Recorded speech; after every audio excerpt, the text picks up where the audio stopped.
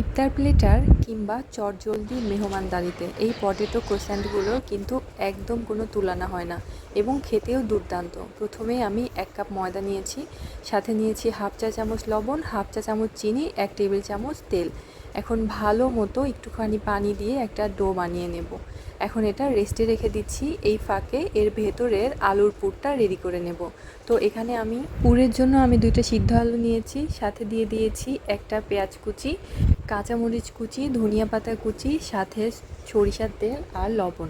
এখন ভালো মতো এটা মিক্স করে একটা আলু ভর্তার মতো বানিয়ে নেব। এরপরে যে ডোটা রেডি করে রেখেছিলাম এই ডোটা নিয়ে একটা রুটি বেলে নিচ্ছি। তো একটুখানি ময়দা নিয়ে একটা পাতলা করে রুটি বেলে নেব।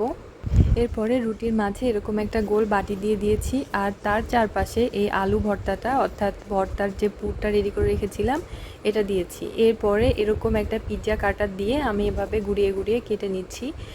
দেখলেই কিন্তু বুঝতে পারবেন যেটা কিভাবে কাটছি। আপনি চাইলে চাকু দিয়েও এটা কাটতে পারেন। এরপরে নিচের দিক থেকে এভাবে ঘুরিয়ে ঘুরিয়ে নিয়ে গেলেই হয়ে গেল পটেটো ক্রোস্যান্ট। ব্যাস, এটা অনেক সহজ একটা রেসিপি। এটা খেতে কিন্তু ভীষণ মজা এবং খুবই সহজ চটজলদি একটা ইফতার বা চটজলদি একটা নাস্তা। তো সবগুলো এভাবে বানিয়ে নিলাম। এরপরে এটা ভাজতে চলে যাব। প্রথমে প্যানে তেল দিয়ে দিয়েছি। এটা মিডিয়াম টু লো হিটে ভাজতে হবে, একদম কড়া হিটে ভাজা যাবে না, কারণ এটা আস্তে ধীরে ভাজলে বেশ মুচমুচে হবে। তো যে সাইডগুলোর কালার চলে এসেছে সেই সাইডগুলো বাদে অন্য সাইডগুলো আমি এভাবে উল্টিয়ে উল্টিয়ে ভেজে নিচ্ছি।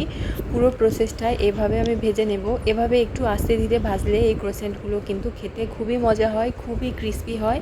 তো এইভাবে সবগুলো সুন্দর কালার আসা পর্যন্ত অপেক্ষা করব এবং ভাজতে থাকবো।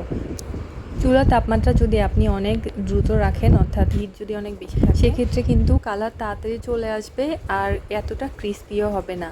তো আমি এরকম সুন্দর লাল করে ভেজে নিচ্ছি। এরপর টমেটো সসের সাথে এগুলো পরিবেশন করব। এগুলো দেখুন, শব্দ শুনেই নিশ্চয়ই বুঝতে পারছেন কতটা ক্রিস্পি। আজকের রেসিপি কেমন লেগেছে অবশ্যই জানাবেন। আল্লাহ হাফেজ।